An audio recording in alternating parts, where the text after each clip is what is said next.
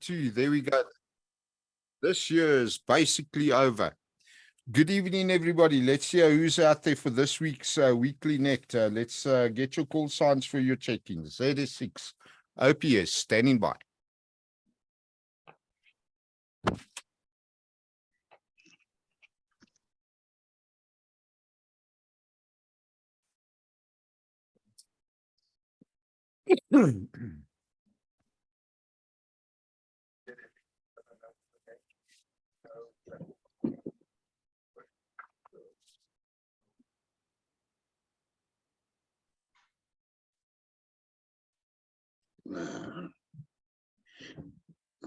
All right, let's acknowledge ZS6 FPS, ZS6 SNY, both no traffic. Then on Zoom, I got ZR6 Papa November Fani and Nick ZR6 November India Kilo.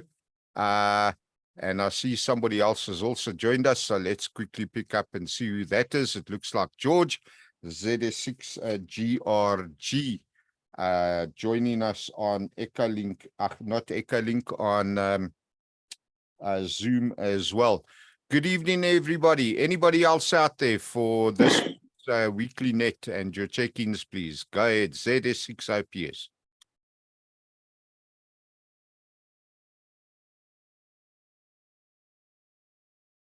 George, unmute. Let's test and see. I think it's you, George. Whoever just joined with no video.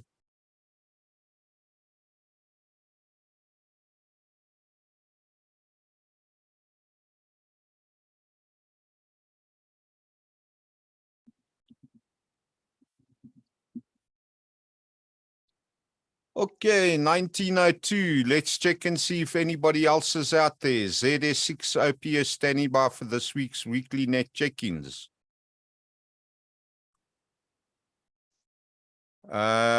George, are you still there? I'm here. Okay, good stuff. I got you there, and Nick and Fani and Pierre. Good. Everybody there is up. We'll see how we go this side of town in a second.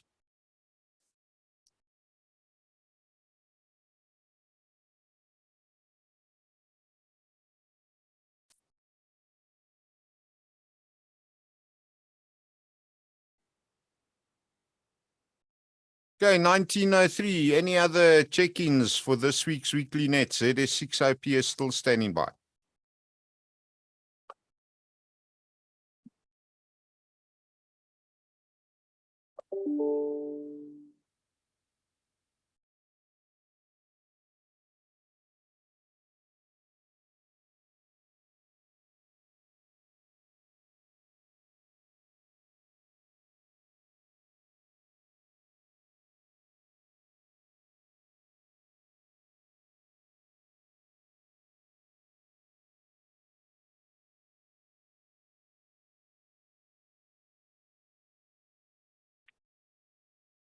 $19.04, second last call for check-ins on the Weekly Net. ZS6 Oscar Papa Sierra standing by.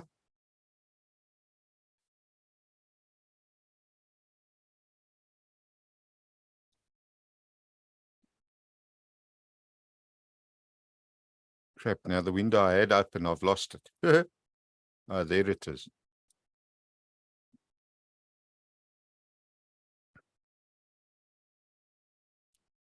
Okay, guys, last call for check-ins. ZS6 OPS. Those that are listening, don't be shy, don't be scared, don't be intimidated. Come join us. ZS6 OPS standing by.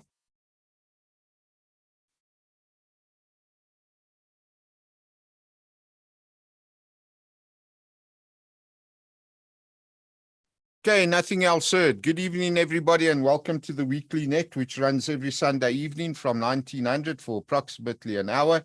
Yes, the net is originally or was originally designed specifically for those who have an interest in emergency communications. However, during the COVID-19 pandemic outbreak and the declaration of a national state of disaster, we changed the game and upped the game a little bit and included COVID-19 reporting, statistic taking, and all the rest of it. We also increased the amount of availability and invited the non-radio amateurs to join us on Zoom.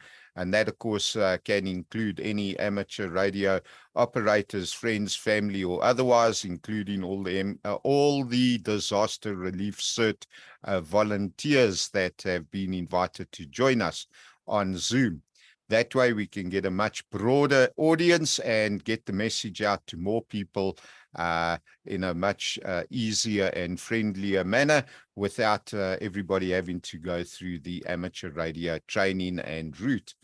That being said, I'd like to remind everybody that, especially those that are listening and have not called in, please, guys, you need to understand you do not need to be a member of any group, organization, or otherwise. All you need is a paid-up ICASA license to join the net on the repeater with us on a Sunday evening.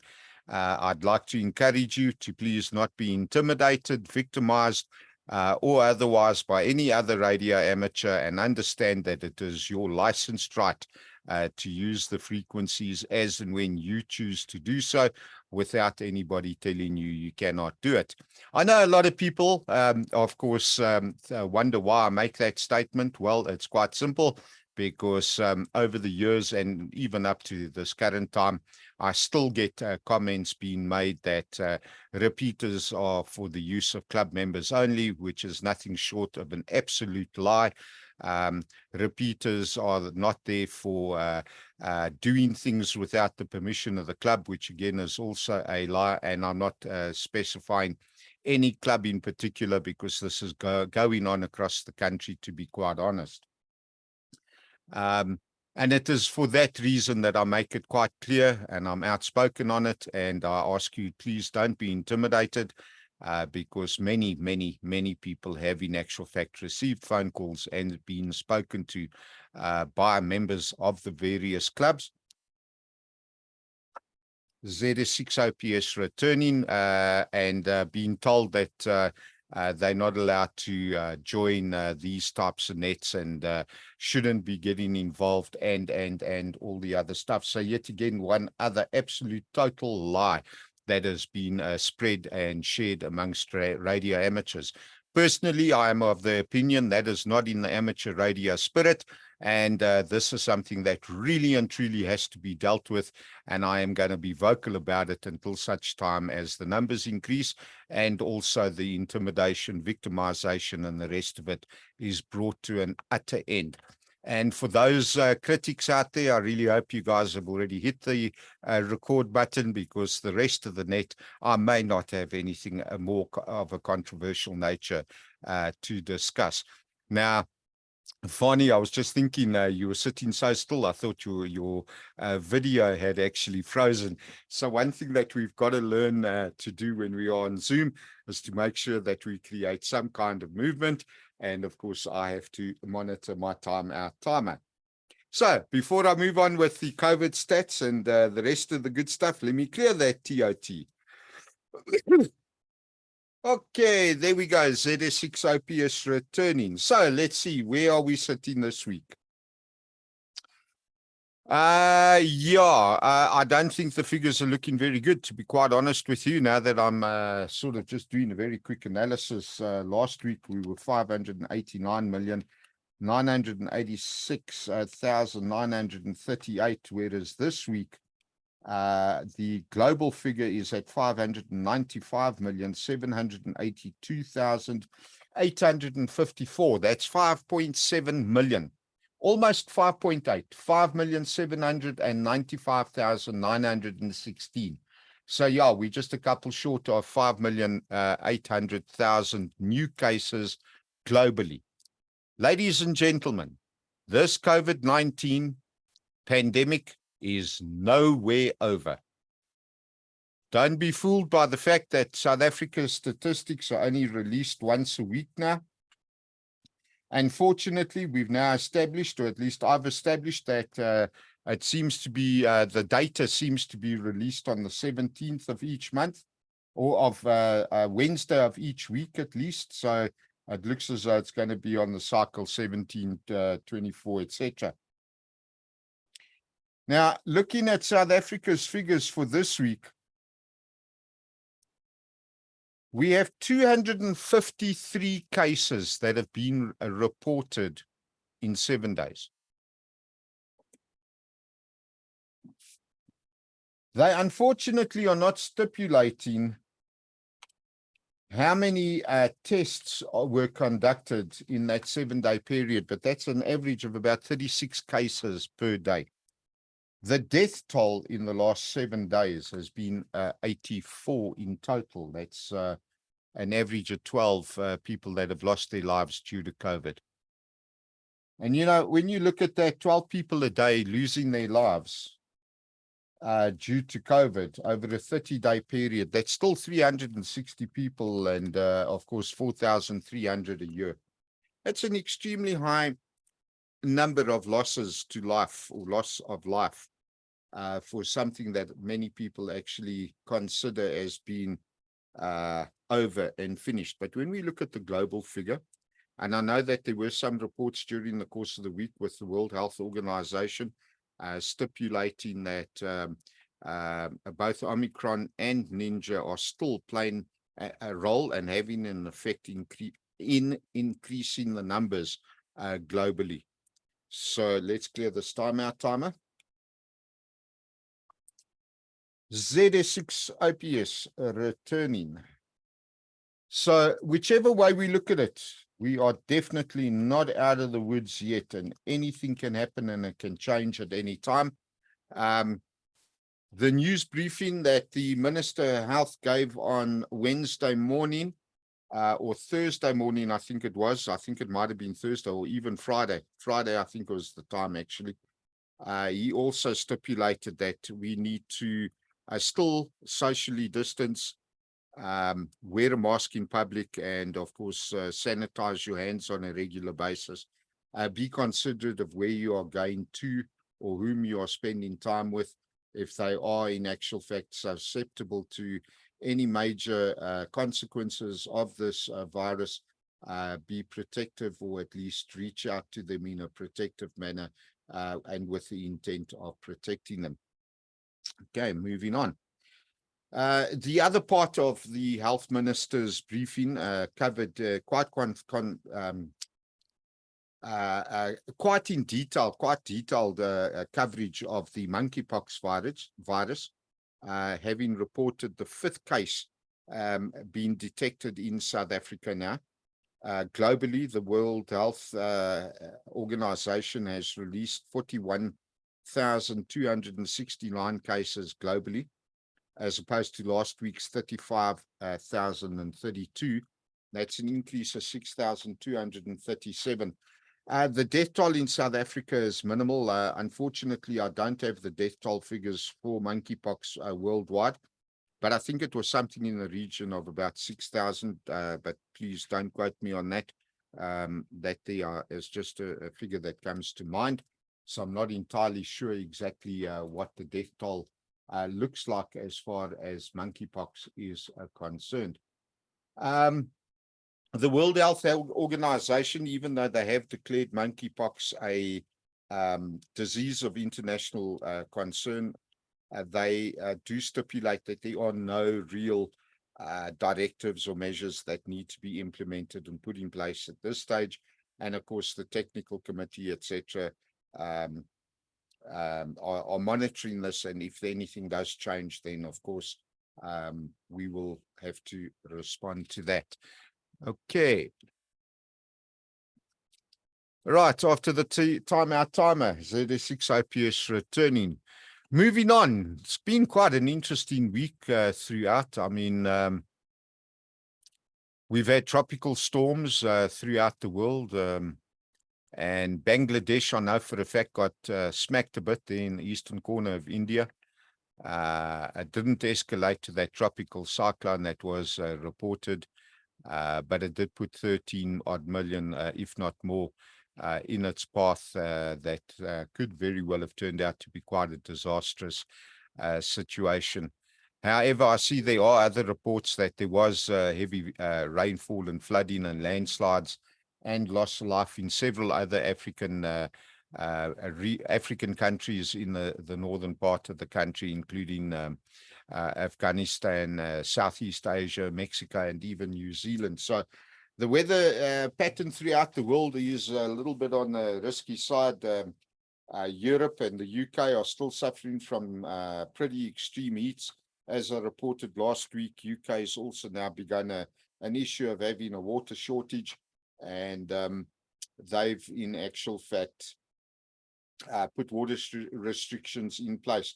And then several of the countries are also experiencing electrical power shortages, or the countries, the suppliers are incapable of providing the power that is required on demand. And of course, they are asking for these countries to use everything in dire need of consideration of not wasting electricity and power. Outside of that, there's nothing else that I can actually report on, nothing else that comes to mind at this moment in time. I know that, as I say, everything has still been monitored in terms of COVID, in terms of monkeypox, and the cold front that has hit us at this moment in time. There is one other thing I would like to bring up. I had a chat with one of the rescue team's leaders from the Eastern, not the Eastern Cape, from PE, specifically PE, the Coastal Water Rescue Unit.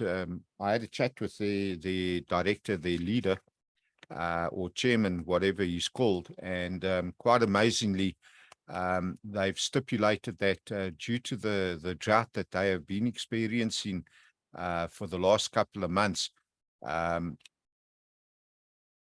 ZS6OPS returning, they have now come to the realization and started their discussions and training on dealing with actual flooding, because of the fact that everything is dry, and they are expecting, as we move into the summer months, they are in actual fact getting indications that there could in actual fact be excessive rainfall falling over that region itself.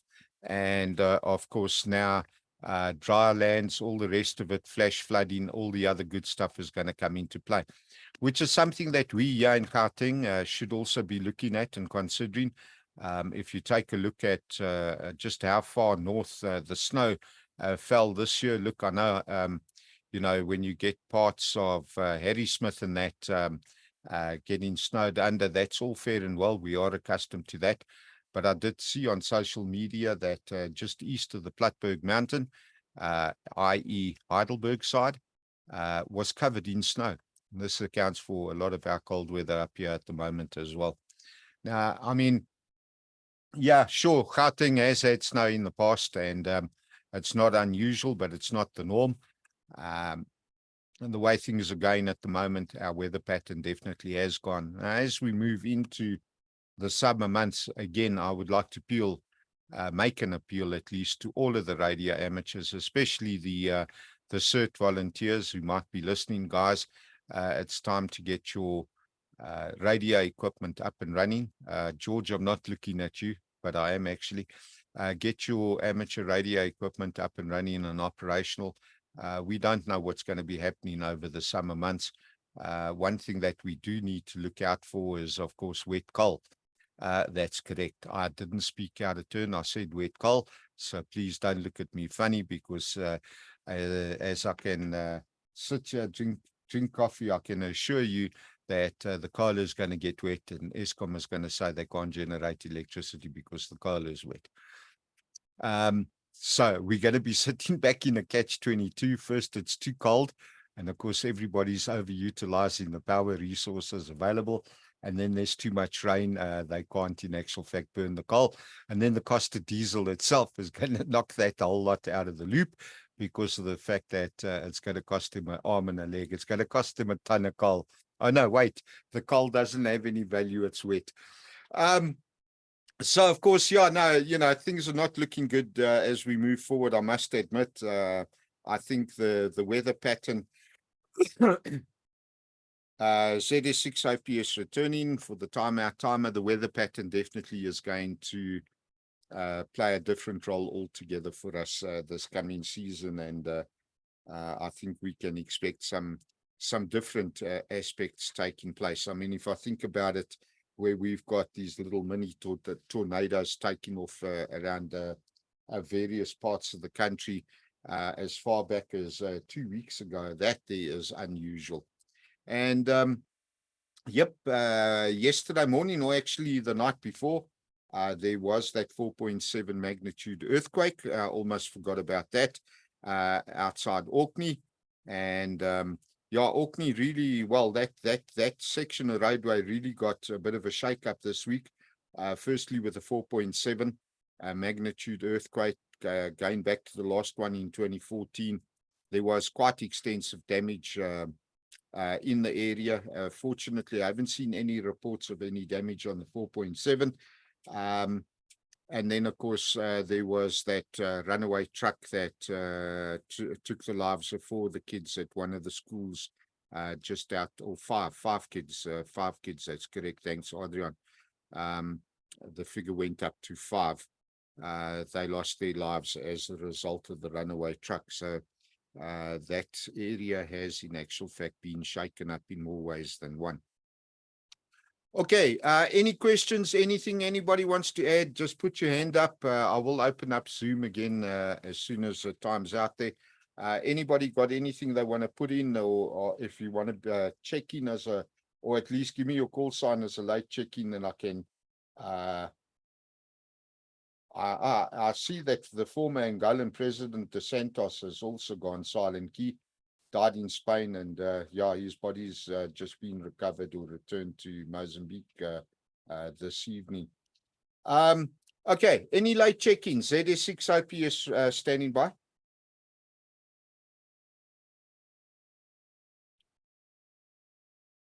Okay, no further check-ins. ZS6SNY has got some input, questions. Otherwise, go ahead, ZS6 IPS.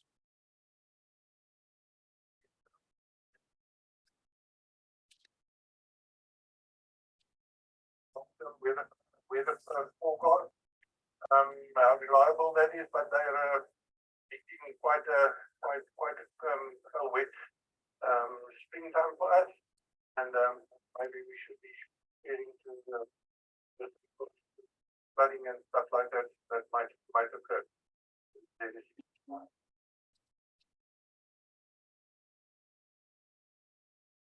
Okay, good stuff. There we go, Adrian. Yeah, that seems to be in line with what Dirk had to say to me on Friday's call.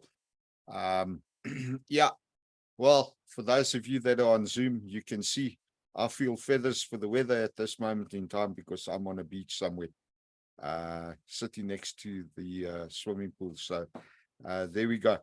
Okay, no further check-ins, no further questions on that note, guys. I'm going to please remind you, physically distance yourself if you are coming into contact with others. Wear a mask if you are in public places. Of course, if you are outside or just traveling and, you know, with your family, you don't need to do any of that, and still recover, still sanitize your hands on a regular basis. And for the week moving forward, be safe, be prepared, and most definitely be happy, regardless of what anybody else might tell you. ZS6 IPS releasing 145.625 for general use. Cheers all.